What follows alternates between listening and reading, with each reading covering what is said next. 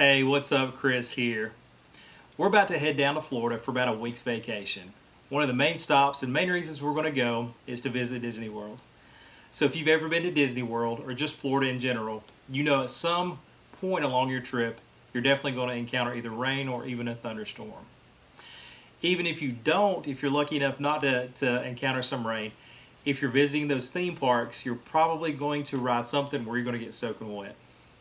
So I've recently been in the market for some kind of a dry bag or dry sack that's going to keep some of those important items dry. So whether it's an extra change of clothes, an electronic, a wallet, whatever the case might be, just wanted the ability to really keep some of that stuff dry.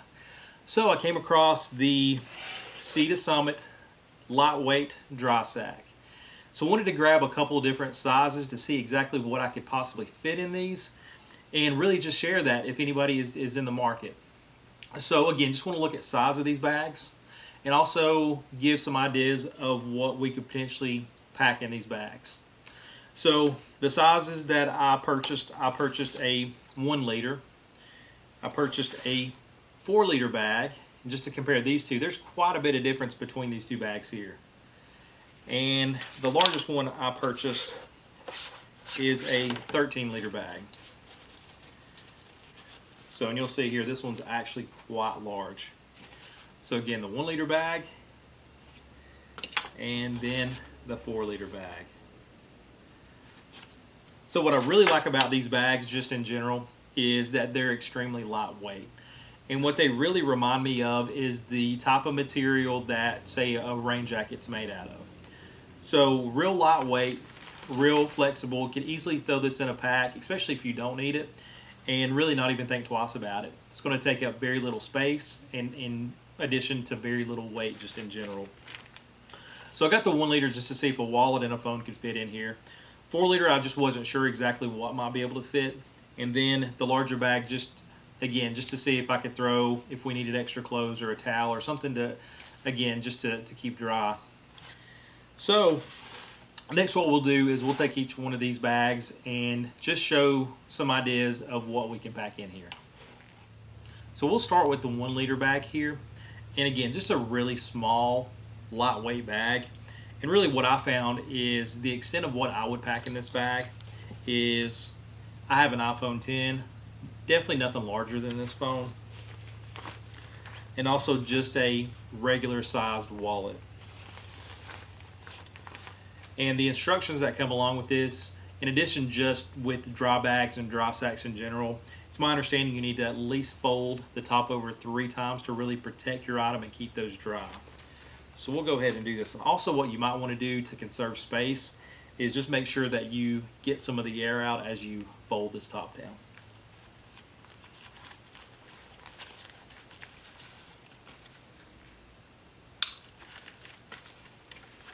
So again, that's what this looks like. And when you start folding that top down, you'll see that you lose a lot of space in these bags very quickly.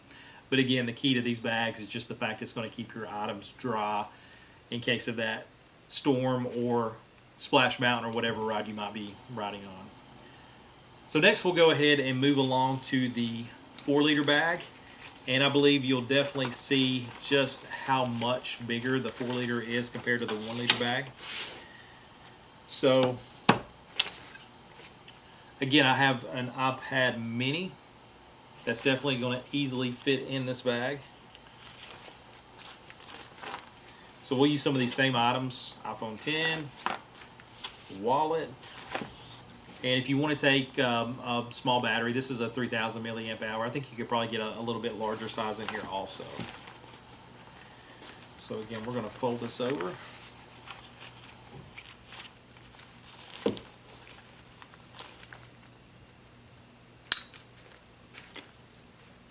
And again, going to a theme park like Disney World, tablet's not a bad idea, especially if you're waiting in line. So hopefully your child has something to do if necessary. So again, and that fits in there very well. So the iPad comes to about here on this bag.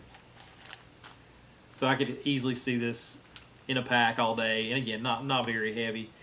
But again, your items are protected from any kind of water you might encounter. So now moving into the 13-liter bag.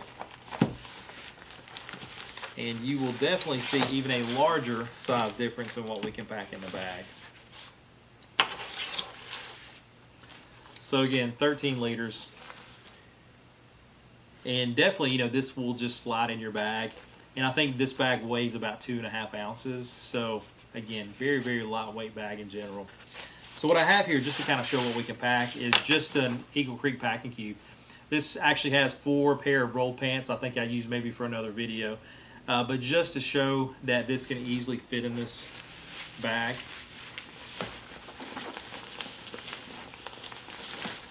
So if you did want to take a change of clothes or some towels or really whatever you need to keep dry, that's going to easily fit in here. So, I mean, even with this, if I want to throw the iPad back in,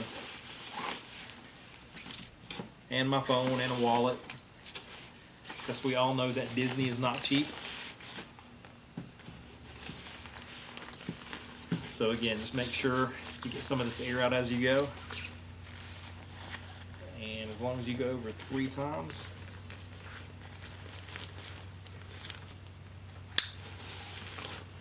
easily fit that in. And to me, you could even put additional items in here also. So, and again, that large pocket on your backpack, just throw that down in, and your stuff is good to go. So I'm definitely excited to try these bags out.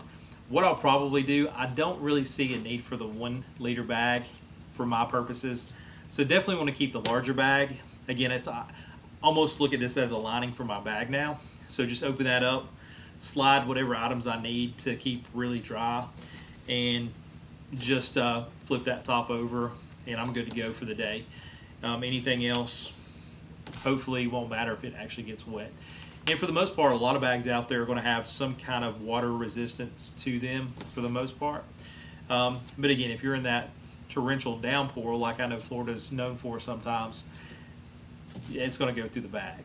So having something like this to help protect your items, especially electronics, money, clothes, things like that, I think is probably worth the additional cost. I want to say that, again, there's so many of these bags out on the market. I think a lot of times when you think about dry bags and dry sacks, you think of that rubbery type material, which again, those are probably going to add a lot more additional protection as far as keeping your items dry. Probably even throw that and submerge it.